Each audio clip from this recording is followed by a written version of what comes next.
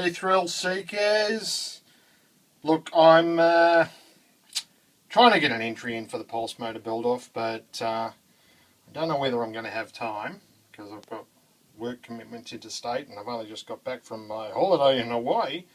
But there's a motor I've been wanting to build for a little while, for at least, I don't know, 24 hours since I read about it in Patrick J. Kelly's Free Energy book.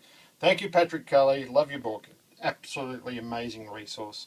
It was great reading on an 11-hour flight from Hawaii. This one is based on a Joe Flynn magnet motor, and it's kind of what we'd say in Australia, arse about to your traditional pulse motor, in that you've got, say, a large disc magnet here. I should go over the parts here, as Russ has asked us to do. So this is just a magnet out of a microwave oven, out of the magnetometer or the magnometer or whatever the thing I mean. The axle is out of an old fax machine that I happened to pick up off the side of the road. The bearings here are our trusty old VCR tape head bearings, which are just absolutely magnificent bearings. And this is another part of this is the underside of a tape head from the VCR, and just a couple of, I've got two Neos, one either side here, same pole facing and attracting to this magnet here. So opposite poles here, and the idea is, which I just love this idea, is that you have an even number of magnets on your rotor. This essentially is the stator. But what you do is you put an odd number of coils over this magnet. So I'll just move that out of the way. You put an odd number of coils over this magnet. And what it does, according to the book, is that you fire these coils individually at a much lower current than what you would say for a pulse motor. And what you essentially are doing when you fire these coils is you're masking the magnet to these magnets.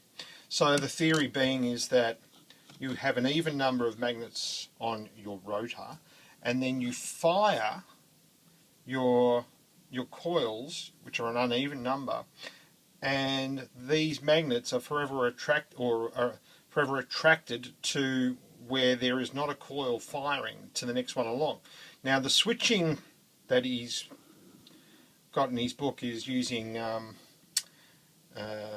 light dependent or light switching transistors. I forget their actual name. It's opto couplers or some bloody thing. Anyway, I couldn't get any of those at the local shop.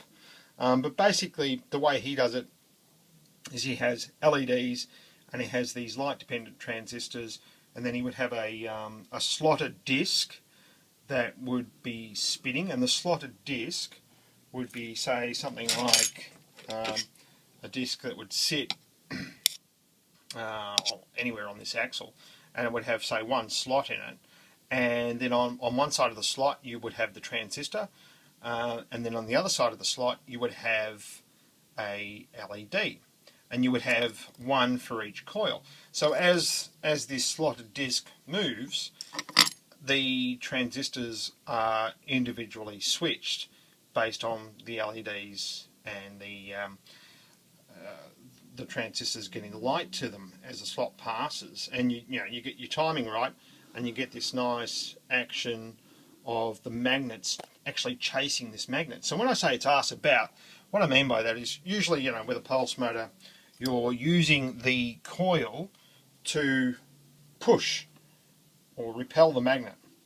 In this one, you're actually using the coil to hide this magnet, and thus it chases. So for me, logically, I look at that and I go, well, that's really using the power of the magnets rather than the power of the coils. So when I say it's arse about, that's what I mean. And because these Neos have got such power in them, it kind of makes a lot of sense. So what I've been trying to do is I'm just setting up a rig just to run a few tests, and if it proves like it can work, then I'll make a bigger rig. And the idea, he says, is in the book anyway, is that if you want to get even more torque out of this, and I think this would have a lot of potential for torque given the power of the magnets versus power of the coils where you're trying to push the magnets away. So a lot of the pulse motors I've built in the past suffer from, you know, pretty much what every other pulse motor out there suffers from, and that is a lack of torque. But with the magnets, you know, if I bring this close, that's, you know, obviously when it connects, I can't turn that, right?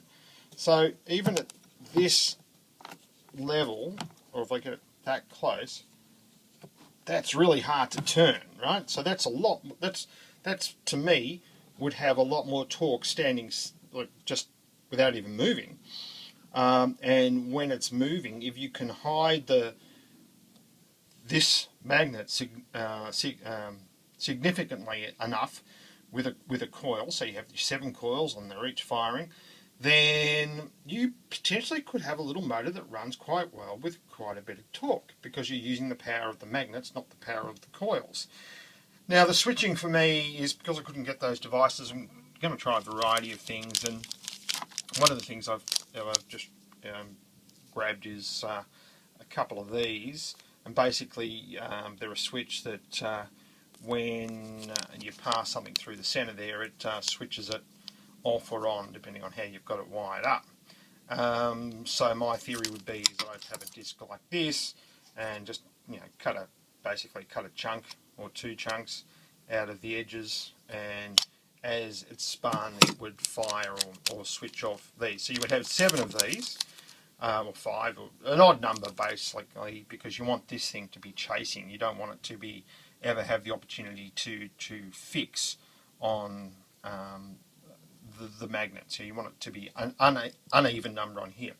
If that doesn't work, I'm thinking maybe even sort of a commutator device that switches the coils on here, but you would have to wire up every coil to its own little piece of the commutator. So you would have, you know, basically, you know, 5 or 7 contact points, or however many coils you can fit around this device. But I find it fascinating. One of the things that he says too, to get more torque, is to have another one of these rotors on the other side of this disc magnet, and then to have another set of coils around here.